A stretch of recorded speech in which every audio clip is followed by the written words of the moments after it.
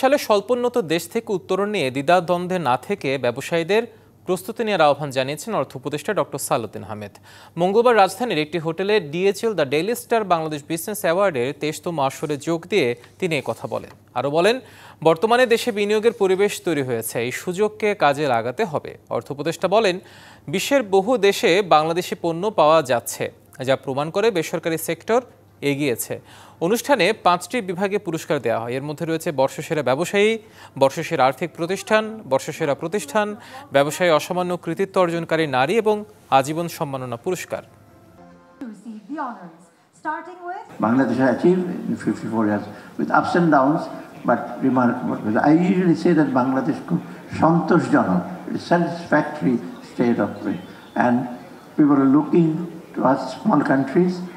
They think that Bangladesh is a good case study in a positive sense.